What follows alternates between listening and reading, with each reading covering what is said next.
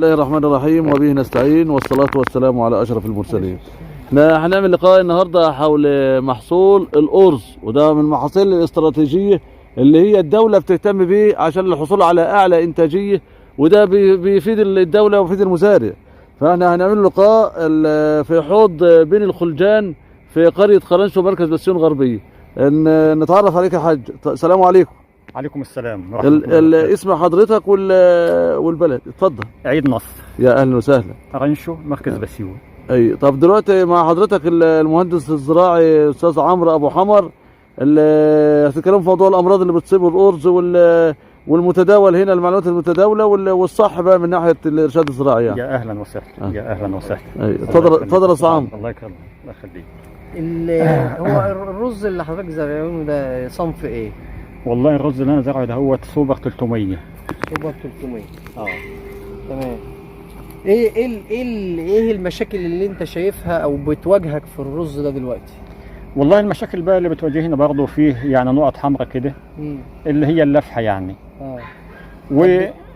اللفحه بس ولا في حاجه تانية؟ والله قدام بقى شويه بعد ما يعمل عود كده وبتاع والكلام ده بتظهر بقى ايه سبل، بيبقى بيشل كده وبينشف كده، وبنرش برضه واحنا مش عارفين يعني ايه. طب ناخدها واحده واحده. مبدئيا كده اللفحه انت بتعمل لها ايه؟ لما بتلاقي اللفحه الحمراء دي بتعمل فيها ايه؟ والله مبدئيا الناس بتقول لك ايه، ان احنا مثلا نبدر او نرش كيماوي سوبر الصبح على الندى كده، عشان الايه السوبر مثلا يلزق في الورقه بتاعه الرز والكلام من ده، وان هو يعالج الايه اللفحه او النقط الحمراء دي. تمام. طب هو يا باشمهندس عمرو بقى الصح بقى من ناحيه الارشاد يقاوم اللفحه ازاي؟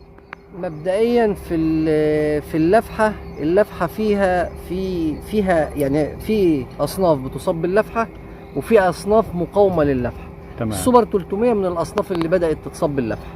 تمام. اللفحه في زيها حاجه اسمه التبقع البني. الاثنين عكس بعض. اللفحه دي النقط الحمراء فيها او الحمار اللي موجود زي ده كده، عامله مطوله، عامله شبه المغزى. تمام. دي لفحه. تمام. لو هي نقط زي راس الدبوس كده فهي تبقع بني. مبدئيا اللفحه التبقع البني ده مجرد ما هتنشف الارض، اللفحه التبقع البني هينتهي بنسبه كبيره، هينتهي لانه بيبقى نتيجه ايه؟ سوء صرف، مشاكل في التربه. تمام. اما اللفحه لو نشفت الارض يزيد. تمام. لو نشفت الارض في اللفحه الايه اللفحه تزيد فيه. فمبدئيا كده الارض المفروض يبقى فيها ميه، وبالذات في اثناء الاصابه باللفحه دي لازم يبقى الارض موجود فيها ميه. تمام. ثانيا بقى المعامله اللي حضرتك بتقول عليها اللي هي تبدر السوبر على الصبح على الندى دي ملهاش اي علاقه بعلاج الايه؟ بعلاج اللفحه. اللفحه ليها مبيدات متخصصه في علاجها، هو يعتبر اصابه فطريه، فانت محتاج مبيد فطري. المبيد اللي انت هتجيبه عندك البيم، عندك الفوجوان، عندك السنترول، وفي حاجات تانية، في الليدر ممكن، يعني في حاجات يعمل الايه لللفحه. بس المهم تبقى من مكان انت واثق منه. عايز تروح الجمعيه هتلاقي فيها مبيدات لللفحه. عندك حد عايز تجيب منه انت واثق في ان هو بيجيب الحاجه مظبوطه، هات منه. بس المهم الارض ما تنشفش من الميه وتترش باي مبيد من اللي انا قلت لحضرتك عليه. طب يا باشمهندس عمرو هترشها النهارده وبعد اسبوع او اسبوع ل 10 ايام تترش رشه. يعني رش مرتين. تمام. بين المره وبرضه ساعه ما تيجي تطرد السنابل، مجرد ما يتم الطرد رش، لان اللفحه في السوبر 300 بالذات ساعات بتيجي بتعمل خناق في حامل السنبله، وفي وساعات بتصيب برضو الحبه نفسها. يعني بتجيب كده وبتجيب كده، فهي ممكن تاخد الايه، تبقى الناس مفكره ان انا النهارده رشيت لي اللفحه والدنيا تمام، بس بعد كده مع بدايه الطرد وتكوين السنابل وكلام من ده ممكن تصاب تاني باللفحه، والضرر بيبقى كمان اكبر.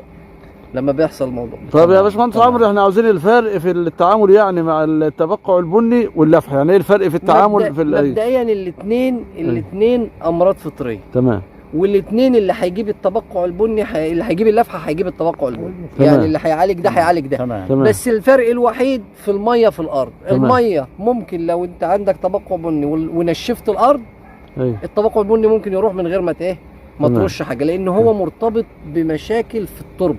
تمام. التبقع. تمام. اما اللفحه لو نشفت الارض من الميه بيزيد، لان طبعا بيزيد عموما الرز بيزرق بيحلو، فبيبقى سهل ان هو يصاب اكتر باللفح.